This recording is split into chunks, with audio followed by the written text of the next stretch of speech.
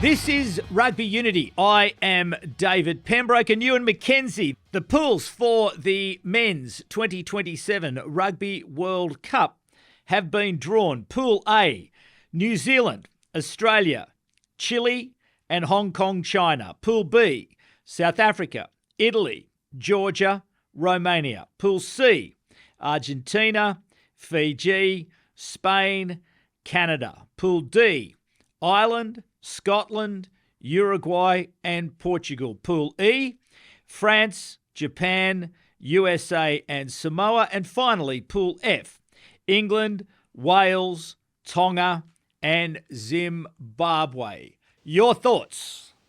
My thoughts? Well, yeah, you got to, apart from the actual draw itself, which was a bit tedious and unimaginative on TV, aside from that, the actual pools, well, you got to think, I mean, logically, the top two teams go through. So then you're into the round of 16. What does that look like?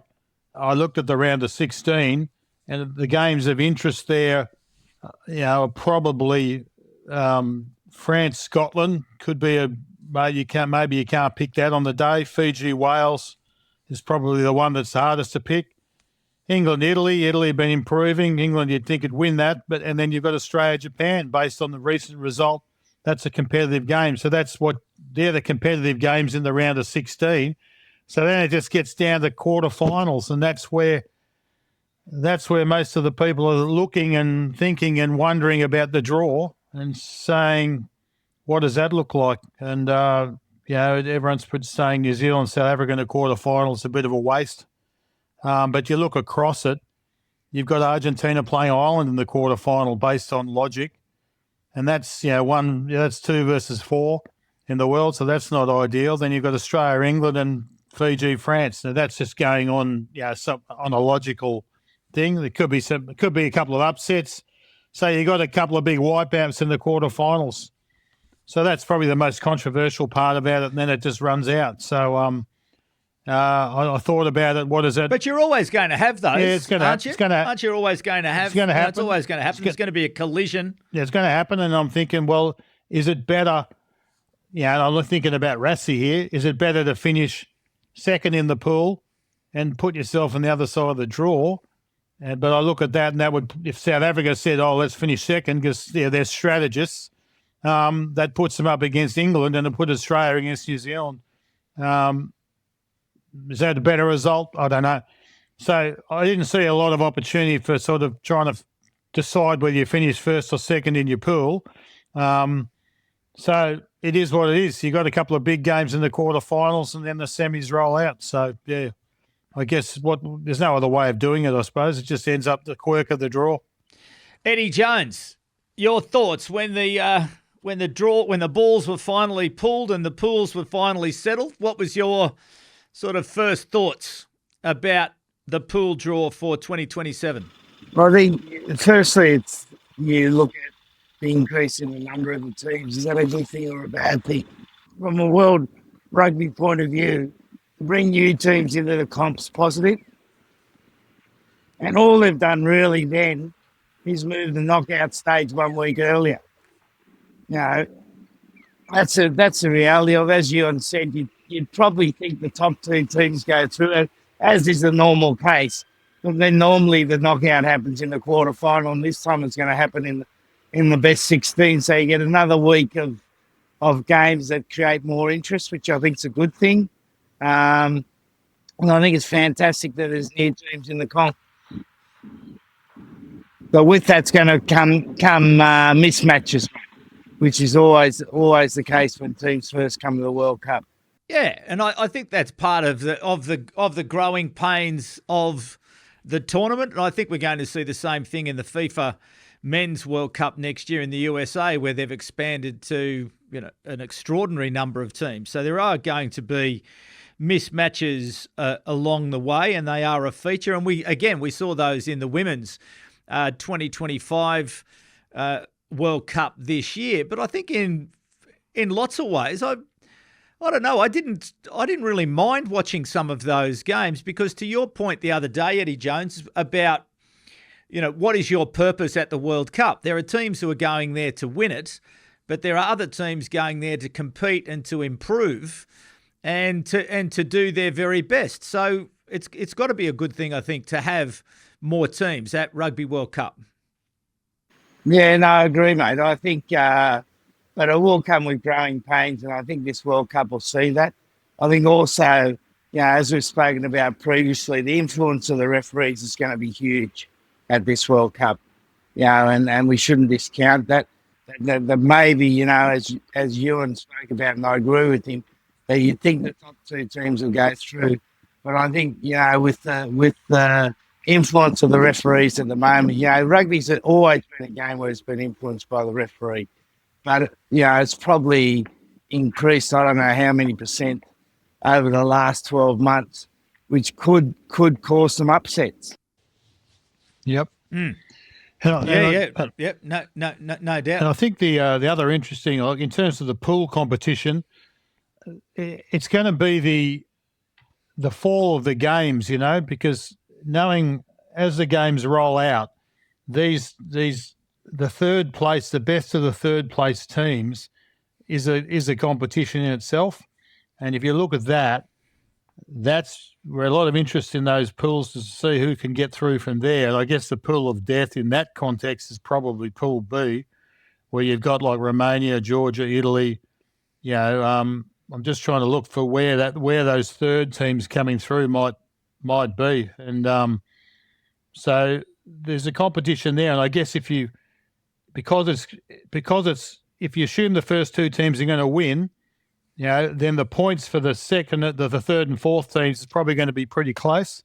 So I would suggest it's going to get down to for and against, maybe, to determine some of those outcomes. So the nature of where games fall in the competition becomes interesting, because teams will know what they have to do, maybe towards the end of the pool rounds, know what they have to do in terms of trying to accrue for and against points. So, are they taking shots at goal? Are they going for the sideline? Things like that. That might affect some of the tactical approaches in the latter part of the pool games. So I don't think we know about the venues and the draw until February, I believe.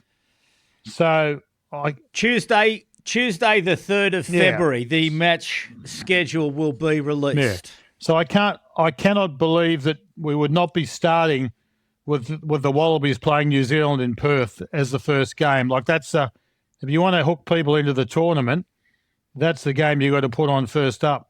Anything less than that. So we know Australia's going to play in the first game. If you don't put them up against New Zealand in the first game, that's what's going to get people interested in the tournament.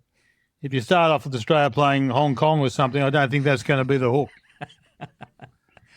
Well, it's at Optus Oval, which is a cricket field. Yeah. Well, I'm just, you see what I mean? I think Australia, New Zealand, great stadium, big crowd. That's got to be the start. And if I go back to the 91 World Cup, England played New Zealand first up. They lost, and England still made the final. So I don't think you have to think of it in that context. You just have to think of it in what's going to get the tournament off to a good start. I think that with an Australian and a strong New Zealand population, that's going to sell tickets and get everyone switched on. Eddie Jones, Ewen McKenzie, I think, points out what, to me at least, also is one of the most interesting parts, or will be one of the most interesting parts, about those teams competing for those third placings in their pool to win through to the round of 16. What are your thoughts about that particular competition inside the competition? Yeah, well, it creates another good story, I think. And as Ewan said, I think obviously points for and against are going to be crucial, and maybe the strategy about kicking for goals is going to change a little bit differently at the World Cup because of that. Take points as they come, build the scoreboard up, get as many points on the scoreboard as you can. But if you look at that Pool B, if you love scrummaging, you'll be buying tickets for that pool. They all love the scrum, those teams.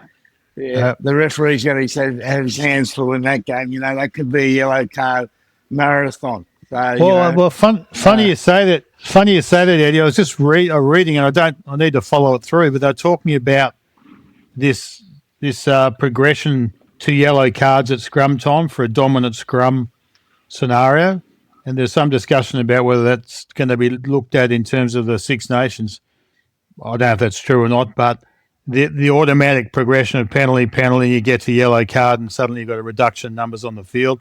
Whether that's the right outcome for having someone that's having someone that's got a dominant scrum, I don't know. So if you get beaten at the breakdown, they give out yellow cards. That's what I'm saying. That is ridiculous. So I don't know. I don't know. I need to see where that goes and whether it's just one of those stories that they throw out there. But if you've got a dominant scrum, you should be rewarded for having that. But the question is, if you keep taking scrums, then obviously that's where the yellow cards come into it. But that's the bait. You know, if you're South Africa, you're going to keep picking scrums and try and get the opposition one player less. That's the problem. If they know that's not an option, then they might take the scrums or might do something else. But good point. But the points for and against, Pemby, you got to, like, if Hong Kong's playing Australia, it's in the interest of Hong Kong to accrue points in that game, even if they're down by 40. I'm just saying, are they going to shoot a goal or are they going to kick for touch? They're going to take certain points or not to try and reduce the margin, whatever, and try and put themselves in a better for and against situation for that third place outcome. So it affects even the games where they're not going to win. They're still going to try and keep the differential lower, or whatever, you know. So there's a little bit in that from a strategy point of view across the pool games. So, Eddie Jones, from your point of view as coach of Japan, you have France, USA and Samoa. USA and Samoa, two teams that you're very familiar with. France probably less so. What was your thinking about your own self-interest? No real thinking, mate. You know, the only thing is you're a line in the sand. You know you're going to play. You start watching those teams more closely. You know, if you look at Samoa, we're not going to know their team until the World Cup. You know, every other team that plays before that won't feature their best players. So their P&C form is almost a waste of time. You know, we're always going to have a top-ranked team, so you've got to be able to beat one of those teams. And France, you know, brings its own set of strengths and its own set of weaknesses. So we'll analyse that and start carving out a game where we can beat France. You know, where we feel like we're capable of beating France. So that's the good thing, mate. That's the real good thing about it. And so just in terms, obviously the match schedule comes out on February the 3rd, but what other information do you have as a team participating in the tournament at this point in time that can help you to prepare? Are there any indications about where you might be playing? Any suggestions? Anything? Or do you have to wait like everybody else until February 3rd to find out where your games are going to be, which will then determine where your bases are, your travel requirements and those other things? No, you just wait, mate. Just wait. So it all happens in February. There's plenty of time, you know. There is plenty of time and there's not a lot of time. You know, one of the things in a World Cup campaign, the last 2 years goes pretty quickly. So it'd be good to get the actual dates and the location of where you're playing on the 2nd of February. Then it's all go from there. Site visits, check out hotels, training grounds will all happen after that. Is it your impression, Eddie, that you're going to be based in a city somewhere? Is that what you think is going to happen? You're going to be like in Brisbane or you're going to be in Sydney or something, and then you're just going to fly to different venues, or it's going to be the sort of venue that, you know, venues within striking distance, like within a bus trip sort of thing? Do you know any idea on that? No, it seems to be, mate, just match venue. You've got no base, so okay. you travel from city to city. I would imagine they'll have to try to East Coast certain pools and then sort of South West Coast the other pools to minimise the amount of travel, because if you look at geographically the challenge of the Australian World Cup and the weather-wise for players is that, you go from Townsville, which can be 30 degrees and 80% humidity, down to Melbourne. You got scarf, gloves, big coat on, drizzling. So there's a fair bit of travel in that from Townsville to Melbourne. That's a fair trip. So you think the common sense would have to come in place there?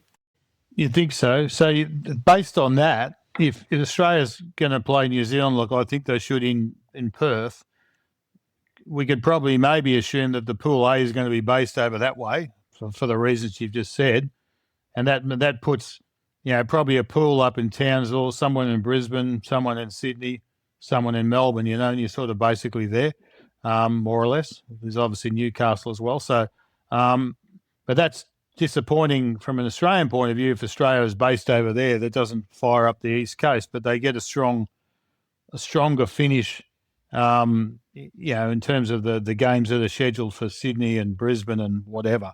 But if you don't get past the quarterfinal, then you're sort of robbing the East Coast of opportunities to see the Wallabies. So I'm fascinated to see how that draw pans out, or whether they just play their one-off game then and they all bugger off back over to the East Coast again. The same for New Zealand. I mean, you're better to have South Africa based in Perth, So that's in my opinion. So and New Zealand based in Melbourne. New Zealand and Australia should be in Melbourne and Sydney, Anyway.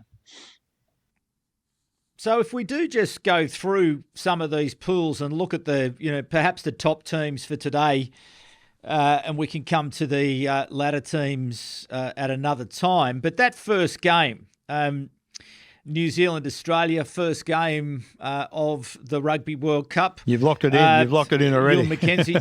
I've locked that in. Well, mate, it's got to be. It's got to be. Has to be. Like, there's no way that's not going to be the start of the tournament. Yeah. But just to that point about winning first up, clearly South Africa have been able to lose matches and win tournaments. England, as you say, lost but got through to the final in 91. How important, Eddie Jones, is it? When you, and again, you've coached in 2003. Argentina was the first match at the stadium for the Wallabies. Just how important is it to get a result in that first match? Well, I think in the history of the World Cup, there's only one team that's lost a game and won it. I think that's South Africa.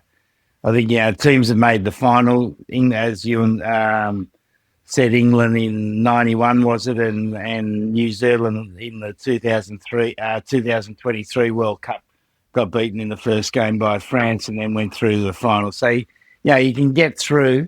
I think, winning is the best thing at the World Cup. You get on a bit of a run.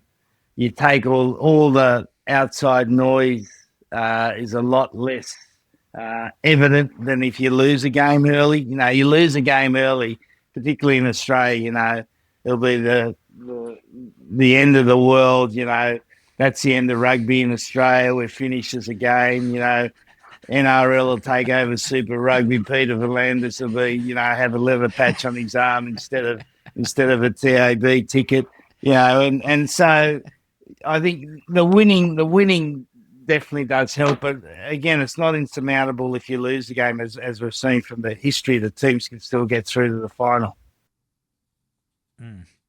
For you, Ewan, what about for you, that first game?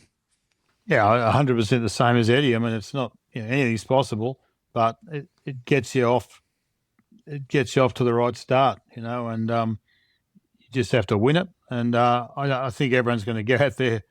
Go out there with their best team. You've got to build momentum as a team too, and this is where the things have changed in recent times. With the top teams, they've been able to rotate players and things like that. I'm a bit more old school. I just like to get a combination going and just keep running with it as much as possible. So you got your best combinations, and having to reinvent things week to week. You can keep building on the acumen and the knowledge and plays and things you've got in the bank already.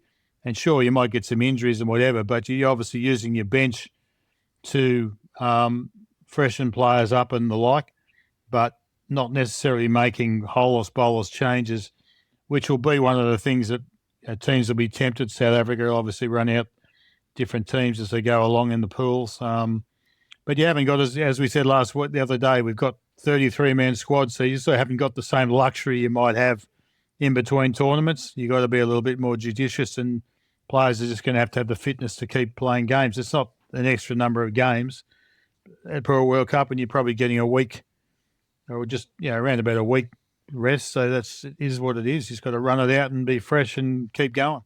Now, Joe Schmidt won't take the Wallabies to the World Cup, but some quotes from him last night. You just take nothing for granted. If you start plotting a pathway through, that pathway could change completely because somebody upsets someone.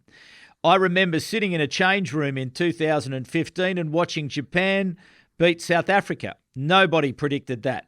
That's one of the great things about World Cups. There's going to be a surprise in those pool matches somewhere. To Pool B, South Africa, Italy, Georgia, Romania. A quote from Rassie Erasmus. He says, "This is a World Cup and every team will go out there with great passion and do their utmost to represent their nations with pride. There have been surprises in the tournaments before, so we'll need to be up to it mentally and physically for every match. Italy may be ranked 10 in the world, but they showed us what they are capable of when they hit their straps earlier this season, even though the scorelines may not have reflected that. Georgia and Romania are also extremely physical and passionate teams." And a quote from the Italian coach, Gonzalo Caseta: "When you take the best in pot 1 and the best in pot 3, we say that in terms of luck, there could not have been anything more difficult. 3 really physical opponents, and we can't say that a very easy situation has happened to us. Where the match against South Africa falls will be." That's an interesting point, Eddie Jones, about where matches fall. How do you think about that when you're thinking about not only your own teams, but for other preparations? Obviously we're expecting Australia, New Zealand will be first up, but how important is it where those, matches against the more fancied opponents happen, whether it be the first, the second or the third pool match? You've got no control of that, so you don't really worry about it. The luxury is if you get a first game like Australia potentially having New Zealand, you can spend a fair bit of your preparation getting your game right for New Zealand, and that's a bonus. If I look back at the 2003 World Cup, the depth of the opposition wasn't as high as it is now, and you couldn't guarantee you'd win games, but you were able to spend more time looking at where you could peak in the World Cup, and for us in that year was the semi-final against New Zealand. But now as Rusty made the point, the quality of the opposition is much higher. You can't get too far ahead of yourself. So, if you got them first up, then you can really, use a lot of your preparation time to get yourself right for those games. But if it's not, you've got to worry about the game that's ahead of you first, rather than look ahead too much. What about you, Ewan? When you're thinking about that, preparation for those where the games finish, where they drop? Ideally first up or second. The last game's difficult because you've got to run through a couple other games. So, for Japan, you'd like to play France. If you're Japan, you want to play France first up so you can get prepared, or second game. But if it's the last game, then it makes it, you got to get through the other ones, and they've got their own challenges. And I think, as Eddie says, Samoa could be anything. They've got a really good World Cup record. They've been in the quarterfinals. They could be anything, and their form line up until then won't matter because they won't have all their players available until the World Cup. So that makes it so you'd like to get into France first up or second game, worst case. All right, well, listen, we'll come back to the pools C, D, E and F in a moment, but it's time for the third voice and some comments. So at Talent Finder says, absolutely love the way Eddie just speaks his mind. Even when it's against popular narratives, could listen to him all day. At Brian Barberich on YouTube says, thank you, David and guests. Cheers from Durban, South Africa. At Kent Lee on YouTube, go the Galloping Greens. With diminishing print journalism, you guys fill an important and necessary void. Such a shame. Link's front row expertise is wasted. And at M. Willis and Bula on TikTok, I like your analysis. So, question on YouTube from Charlie Mondelli. He says, great pod as ever, Pemby. On the topics of World Cups, would be curious to hear Eddie and Ewan's thoughts on which non-traditional rugby nation will be the first to win a World Cup and why. I'm thinking of nations outside the Rugby Championship and Six Nations, so Fiji, Japan, Georgia, Uruguay, Spain. Throw in Italy, given rugby is not that popular outside the north. Put differently, which non-traditional rugby union nation has the highest growth ceiling? Ewen McKenzie. I haven't thought about that. I mean, if you just based on form lines, you'd think Italy is probably projecting a little bit better, but they've been at it for a long time. I think Japan's got theoretically the most resources. They've got like the structure and resources, and they've got there's a lot of coaching talent and talented players playing there. So you got to think that counts for something. So I probably think those two, and then you've got teams like Fiji or the like would be they're going to do it based on just the individual ability as opposed to structural or whatever. They'll do it just on having a good team at the right time, and that's possible that you're going to have a good bunch of players that assemble, and we've seen that in other countries. So probably one of those. Argentina. I mean, Argentina's up there already, so they're part of the top tier. So yeah. What about your thoughts, Eddie Jones? Who do you look at outside that top tier and perhaps excluding Japan as the team? Unlikely that they're going to go on and win a World Cup, certainly in our lifetime, but who do you look at and think is making good progress outside that top tier? Well, just before I answer that, it struck me last night. You looked at the band one that had New Zealand, South Africa, England. Band two, top of band two was Australia. They're the 84 teams that have won the World Cup. Outside of that, no other team has, in reality, really gone, apart from France, would be fair to say, have gone close to winning a World Cup. So what does it take for that band two and the bottom of band one to win a World Cup would be the first question. Yeah. Okay. So that's a good question. So what's the answer? Why haven't Six Nations countries that have had the luxury of playing in top level competitions for a long period of time, being able to transit their Six Nations form into the World Cup? So you got countries like Ireland, Scotland, Wales. Who of those countries have been to a World Cup final? The answer is they haven't. No. Right? No, so none of them. I think one of the reasons in the Northern Hemisphere hate this comment, but because they prioritise the Six Nations over the World Cup. It's more important to win the Six Nations than it is to win the World Cup. And I reckon that distracts from their preparation for the World Cup for that year. I've got no doubt about it. And I reckon that's the first thing. Then if you look at the next group of countries, I reckon the country that's set up has the most athletic ability and is now starting to get a talent system that gives them the best opportunity to produce their strongest team is Fiji. Like, you just look at the athletic talent they've got. They're out of this world, what they've got. And now they've got a Fiji Druid team that plays in Super Rugby, which is basically players off the island. So they play consistently at the top level now. And then they've got, underneath that, they've got the Fiji Warriors, which are, again, players on the island that play at a lower level of competition. The Fiji under-20s being better resource. And then, of course, you've got the Fiji national team where most of the players now play overseas. So it's almost like the South Africa rugby model, the Brazil's soccer model of most of your players play overseas. So I think if they can have some sort of stability in their development systems, stability in their coaching over the next period of time, they've got as good a chance as anyone of joining those top 4 teams at the gold medal level. Okay, that's a good answer. But let me just take you back to that. So just to add to that, Pemby, there's a story that came out yesterday about them. So Tonga, Fiji, Samoa, maybe joining the Super Oz tournament, later in the year. So the second level Super. So not Super Rugby, but there's a level below, which might suit the Warriors, for instance. So all of that would dovetail to developing, to giving them the development pathway at a number of levels, to be able to do what Eddie's just mentioned. And I agree with him. They've got the athletic potential. So it's just the structures and making sure they're getting enough players with opportunity.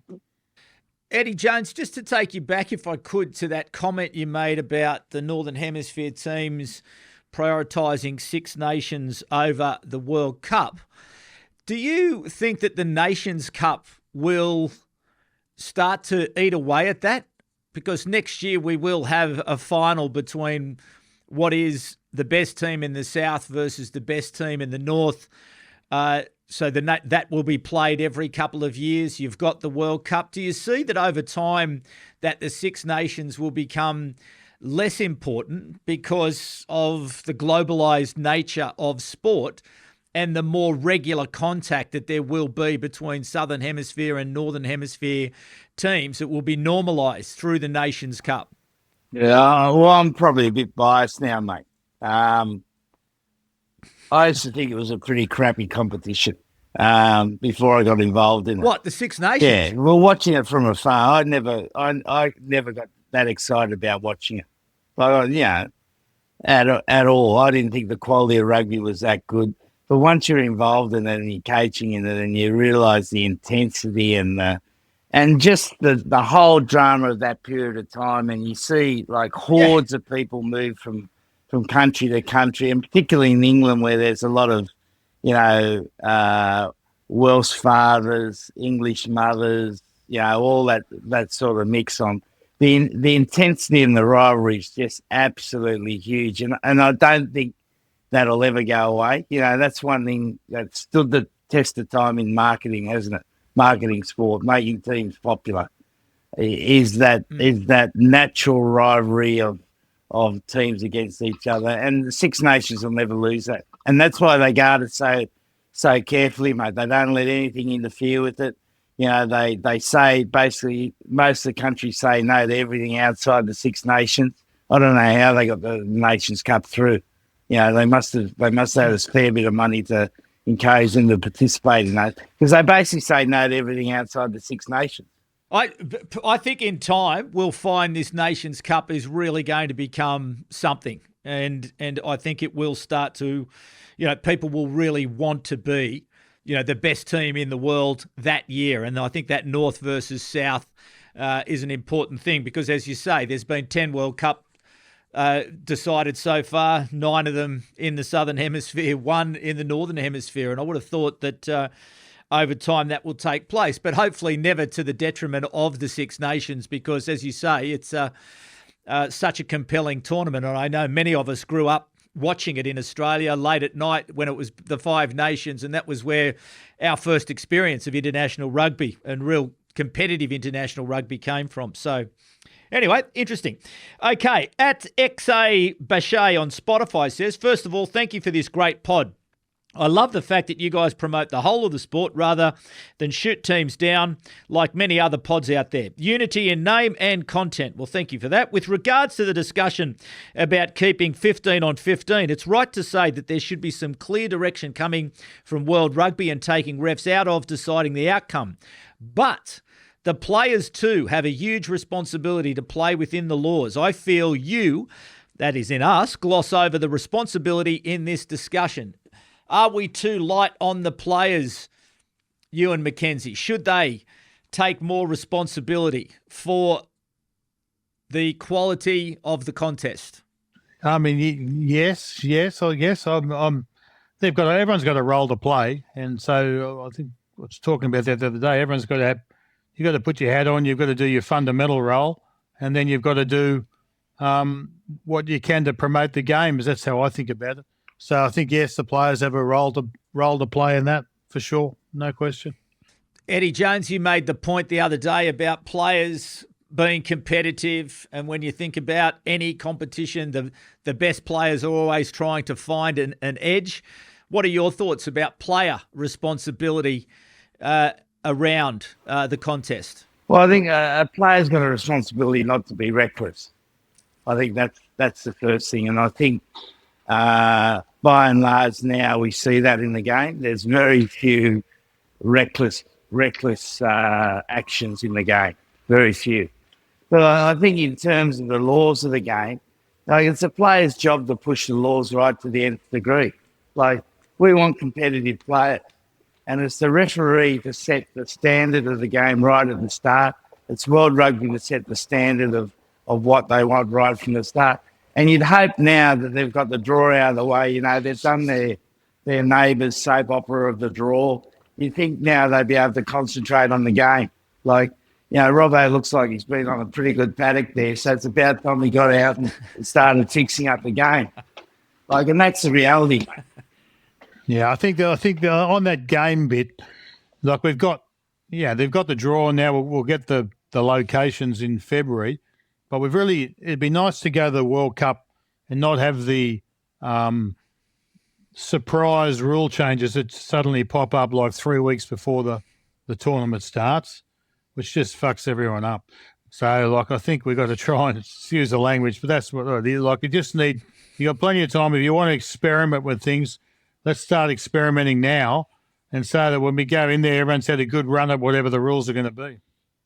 Yes. Well, I would hope that, I think, Eddie Jones, you've made the point in the past that the refereeing does reach its peak of the 4-year cycle at the Rugby World Cup when the referees are all working as a unit, discussing, working towards. But let's hope that we've got a lot of these issues out of the way and well resolved over the next period. So as we've got a nice settled run in, and then the referees can work together, and we do get to 2027 with all the confidence in the world that it will be 15 on 15 on the field, and the matches will be refereed in the spirit of the game. So anyway, we can all hope and wait for that. So thank you again for your questions and your comments, and please keep them flowing in. Going to Pool C, Argentina, Fiji, Spain, and Canada. If you're Argentina, Ewen McKenzie, are you happy with that? Or are Spain and Fiji going to be a bit of a thorn in your side? Perhaps Canada not quite as strong as they need to be.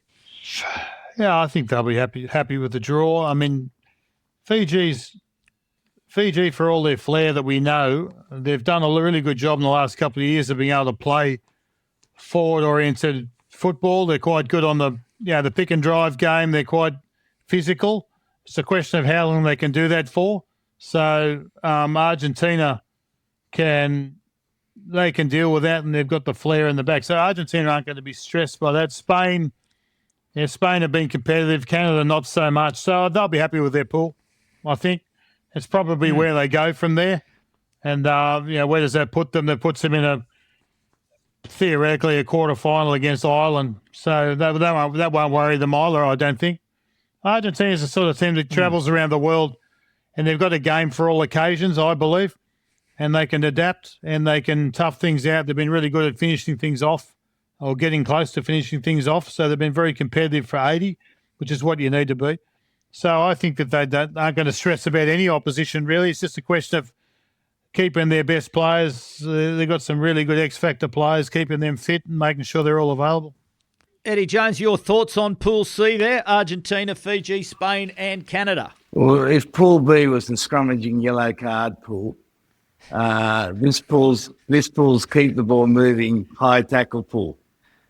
Like, you look at the teams; they're all going to keep the ball moving, and there's going to be plenty of movement with the ball, and they all have the propensity to go a little bit high when they tackle. So I think you're going to get big scores in this pool, big scores. Okay, very good. Look forward to the contests in Pool C.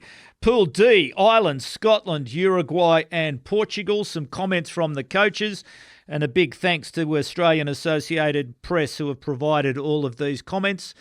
What have we got? Andy Farrell. You could have probably bet on it being Scotland, couldn't you? With the way it's gone over the last couple of tournaments. All in all, I was super excited, actually, and that's the way it should be. Gregor Townsend, it's an easier road to the quarterfinals and semi-finals if you can win your pool. The goal every year is to try to beat Ireland and the other teams in the Six Nations, but it's even more important now. It would help massively if we got on the right side of the results for a change. Ewen McKenzie, Pool D, Ireland, Scotland, Uruguay and Portugal. Yeah, well, I mean, the familiarity, Ireland, Scotland, that's it, and that's the one I think I mentioned previously.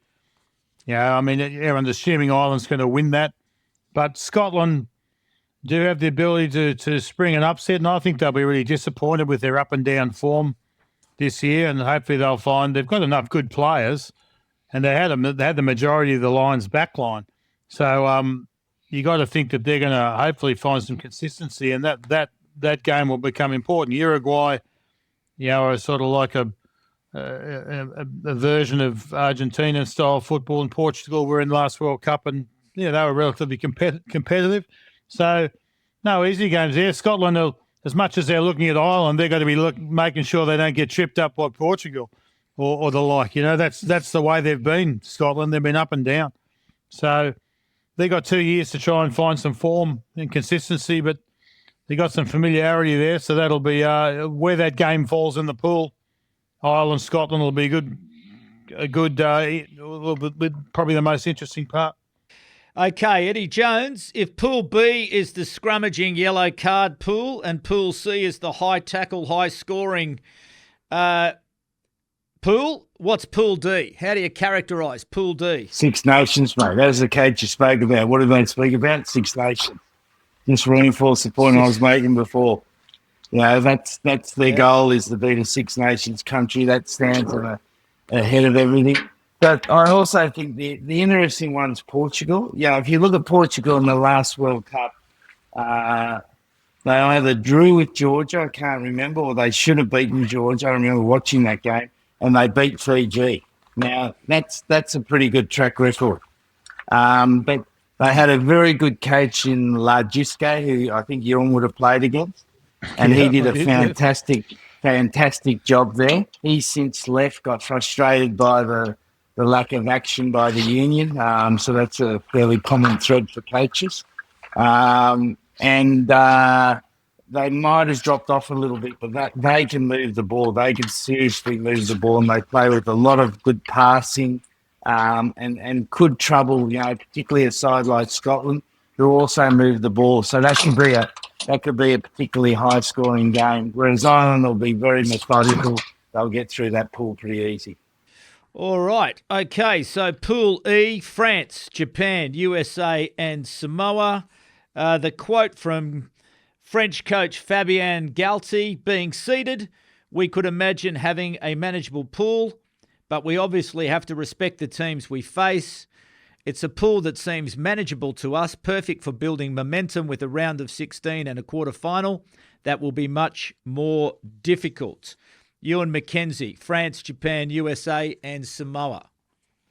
Well, I don't think USA aren't going to threaten. Samoa could be anything. So they could be the real surprise bracket of the whole tournament, depending on who they got available. I think Japan, France could be the upset game. We'll see. I've got ideas. I'm going to have to ring Eddie and tell him a few ideas. But it sounds to me like Galtier has got his mind on the round of 16 already and whatever. So it's a good game there for Japan to sneak one in, because, the Japanese set piece that we talked about finishing the other day, the Japanese have got all the elements right.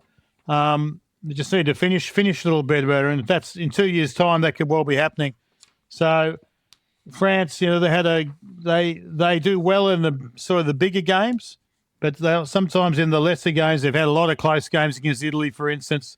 So that if they're not switched on And if they're already thinking about other things, there could be one you could slip in there. So that could not change the fact that they'll qualify, but it might change the order.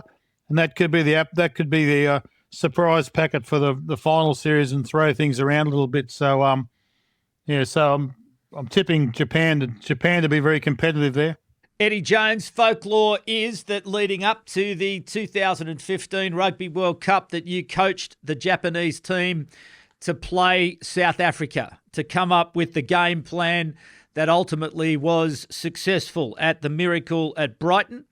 Is it fair to assume that you'll be spending a lot of time over the next 12 months to 2 years planning how it is that you can beat France in a similar manner to the way that you did defeat South Africa? We're not talking rugby, we're building it. Rugby Unity. So sorry, people. We'll have to answer that question or ask that question next time we have Eddie Jones on the program. We did have him for half an hour today, but we pushed him. We got an extra 28 minutes out of him this week because he is busy. But Ewen McKenzie, it's fair to say, isn't it, that that is the story. That is the folklore of that famous victory. And I can just imagine Eddie Jones working day and night between now and the 2027 Rugby World Cup, coming up with a game plan specifically for France. You know, that he will absolutely know France inside out and back to front, and he will have that Japanese team ready for that particular contest. Yeah, I think that's a fair bet. I'd love to see that being the first game of the pool because he'll have them primed. There's a lot of time to think about that. And I think of all of those top band teams, I think France is a really good one for Japan to play because you can not toy with them. They're a really good side and they're hard side to handle, but there's also opportunity there. And you can put pressure on them, and pressure manifests itself in different ways. So I think that's a really good game for him and his team to be able to, put a surprise on, or at least, give it a good run. So because France will be. Oh yeah. I've got thoughts of myself, Rio. When I think about these games, I think, how would I play that one? So I'll be giving Eddie a ring. I've got 2 years of ringing. I'll be ringing him up going, here's an idea.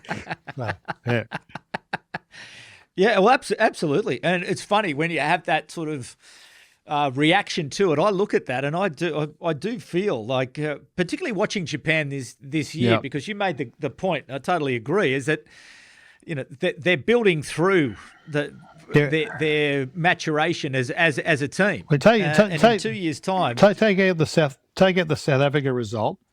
They were very competitive against Wales, against Australia, against Fiji. They only just got pipped by Fiji, and we've been just talking about Fiji's ability. They got pipped by them in the Pacific Cup.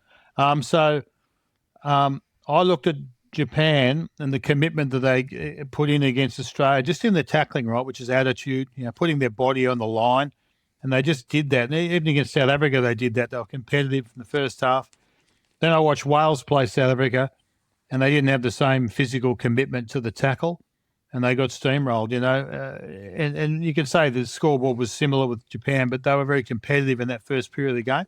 And I think it's their ability to compete over the 80 minutes. The difference is, South Africa's relentless and like a steamroller, whereas France, there's always an emotional element to the way they play, and there's pluses and minuses with that, and it's exciting and there's a lot of flair and whatever. But if you can get them down and dirty on themselves and frustrated, that's an excellent place to be. And you can do that through strategy in the game. And I'm sure that he'll be thinking long and hard. I know he'll be thinking long and hard. He'll be working on it already. He's probably run off already to try and he's been writing notes. He's run off. I've got no doubt he's been making notes during this discussion. He's already run off to draft up the first of 554 versions of the game plan. There'll be 554 by the time that game comes around. 100%. All right, so Pool F, England, Wales, Tonga and Zimbabwe. And so coach comments, Steve Tandy from Wales. It's exciting. Different format with smaller groups. I know it's 2 years away, but I can't wait to get started. Those big games against England are massive, and being in a World Cup is even bigger. Tonga and Zimbabwe, they bring different challenges. And the final quote I have is from Steve Borthwick, the England coach, and certainly the reaction out of the England fans is that they are very, very pleased with the draw. Steve Borthwick, the feeling today is an overriding sentiment of excitement about some potentially incredible games. This round of 16 adds another exciting chapter, an extra dimension. As we saw with Japan in 2015 and the performance of Fiji at the last World Cup, such an exceptional team that developed so fast, I think we're going to see more formidable games in that round of 16, which is brilliant. Exactly what the World Cup should be about. Ewen McKenzie, Pool F, England, Wales, Tonga and Zimbabwe. So we've got England, Wales obviously is the top two in that pool. England are in great form and looking good and have got a really nice trajectory. Wales not so good, but when were they last good? In the last World Cup. So they've got a couple of years to bring some of this young talent on, and they'll certainly be better. Whether the old rivalry will extend to a win in the pool, who knows? I don't know, where Tonga's up to Zimbabwe. I don't think there'll be much competition there. So that I guess the real challenge, if England goes through number one, I think they're into Italy in the round of 16. And Italy, their trajectory is good too. So that's no walkover. Then they'll play Australia. If they get through that, they're playing Australia in the quarterfinal, assuming other things go as people predict. So it's a good run. Australia beat England last year. Italy are improving, so it's not without speed bumps in it for England. There, England have to be right on the day, and where they are now, where they are in 2 years' time, could be different. So it's there's a lot to mull over and all that, but at the moment they'd be happy. Yeah. So looking back and looking across it all, what sort of could you sum it up? Is there one sort of thought that comes to mind, having gone through that analysis of the pools? I just look at it and just think how good's it going to be? Not only the pool matches against the big players, but then that competition amongst the teams for that third position to go into the round of 16, then the round of 16, and beautiful time of the year and great excitement. It really promises a lot, doesn't it? It does promise a lot, and I think going through the third place finishes is interesting. How that affects tactics is interesting. People gathering points as they go along to try and improve their for and against, I think will be part of it. Yellow cards, I hope, aren't part of the equation. I hope we're not seeing too many games. I don't want to just be looking at the timeline like I do now, and just seeing where the yellow cards fall and where the tries fall straight after the yellow cards. I don't really want to be doing that. So I'm hoping that they're sorted it out by then. And then you get into the round of 16. There's going to be some key games in there. There's 4 key games I see in the round of 16, and then the quarterfinals there's some serious games there. So it's going to be survival of the fittest to get to the final.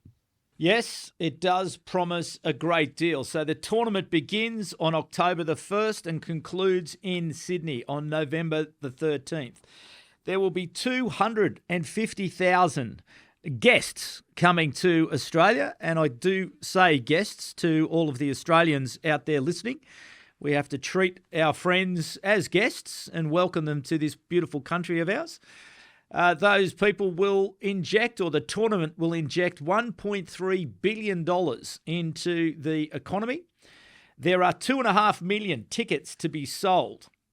1 million of those tickets will be under $100. Prices start for kids as low as $20 for the pool matches, and as low as $40 for the adults for pool matches, and $65 for the wallabies. And there will be opportunities. And if you jump onto the Rugby World Cup the Rugby World Cup website, you can pre-register now to be able to buy your tickets when they become available. So I would encourage people to do that, because I would imagine the way events and experiences are moving at the moment. It's interesting. In Australia recently, and this for people overseas, we've had Metallica, AC/DC, Oasis roll through this part of the world over the last month, and week after week, particularly I know up in Sydney and down in Melbourne, you've got 80,000 every week. So people in this digital age, people are craving human person-to-person experience, and I think that this is going to continue. So I imagine that there's going to be a real premium on getting these tickets, and I would imagine that many of these matches will be sold out. So jump on and just make sure that you don't miss out, because they had these super passes go on sale earlier this year. I think there are about 2,500 of them that the tournament made available, which gave whoever bought them rights to be able to buy tickets, and they sold out in an hour. So I don't think demand is going to be a problem, Ewen McKenzie. What are your thoughts about the tickets and the actual event itself? Well, I just, I've got to wait a couple of months, don't we? I mean, if you're a family, you can get in there and you can buy the $65 Wallaby tickets, and then you find out where the games are, and that's the problem. If you want to take your family, and it's not going to be the ticket, it's going to be the airfare, depending on where the games are. So it really would have been nice to have a rough idea if they're going to be which part of the country some of these teams are going to be in, but we don't know that. So but you can't. So rugby fans. So you've got to secure your seats during this exclusive 2-week pre-sale, which starts on the 18th of February. So we're going to know by the time you're buying your tickets, you're going to know where you are. But you've got to create a ticketing account before midday on Tuesday, the 17th of February. Well, I think the prices are pretty fair. So I think you take a punt. You're going to take a punt and get it set up and have a go. So and there's plenty of interesting games there. As I said, we're just talking about Japan, France. I mean, you can buy a ticket to that, no problem. There's some of the other ones there. Yeah. Some of those pool games will be, Ireland, Scotland, and Wales, England. How good are they? They're all good games. They'll be full house. Hopefully they're at big venues. Yeah, I'm sure they will be. So just a reminder to people: jump on and go and get yourself pre-registered so you can be in that 2-week pre-sale window, which starts on the 18th of February. But you've got to have a ticketing account in place by the 17th of February. So don't miss out. You just don't want to be. Yeah. You don't want to be in a position where you miss out. And the other thing is, obviously, there's all the the official hospitality and travel experiences. You can already go and have a look at those if you've got some interest in that premium hospitality and travel packages for the opening match, for the quarterfinals, for the semi-finals, and for the finals. And that's across all cities: Adelaide, Brisbane, Melbourne, Newcastle, Perth, Sydney, and Townsville. So jump onto Rugby World Cup experiences and take a look at those if that is what catches your fancy as well. And I suppose it's always very important for us to recognise and remember the principal partners of Rugby World Cup 2027. Emirates, who only recently in Dubai recommitted to rugby for another 10 years, which is fantastic, and been an incredible supporter of the sport for a long time, and our great referees. And Asahi, the Japanese brewer, who do a great job supporting the game at all sorts of levels. When I was up in Japan, very big supporters of the Japanese rugby, but also, been involved with World Rugby for a long time, and they were very prominent at the Women's Rugby World Cup this year. So a big thanks to Emirates and Asahi for your ongoing support. And just a final word, I picked up just as I was looking through today, World Rugby is investing a record 600 million Australian dollars directly into rugby's growth cycle between 2024 and 2027. This is a result of the performance the commercial performance of France 2023, which is a 28% increase on the previous 4-year cycle. So more money being invested in the game, but I've been doing some interviews which we're going to play over the summer break with the presidents of the Philippines Rugby, Chile Rugby, Indian Rugby, and there's no doubt that we still we need more money in the game. We need more investment in the game. We need more commerciality to be able to help realise our potential. And our mission here at Rugby Unity is to help secure the future prosperity of rugby union around the world. And one of the ways that we will do that is make the 2027 Rugby World Cup a smashing success, but also the Nations Cup next year and everything else that takes place around the wonderful world of rugby between now and then. So anyway, a slightly longer program today, Ewen McKenzie, but lots to talk about. So thank you very much for giving us your expertise once more. I know the audience is very grateful for your ongoing contribution. I know I am. And also to Eddie Jones, a big thanks to him on a very busy day for him in Tokyo, being able to be available for you, the audience, and for us, the program, again. So just a reminder, you can engage with us, as many people have, on TikTok. So a big thanks to all of you on TikTok, Instagram, Facebook. As I say, Facebook is a bit savage in the comments. People really tee off there. I don't know what that's about, people. Maybe just calm down a little. But that's fine. If that's what you got to do, that's what you got to do.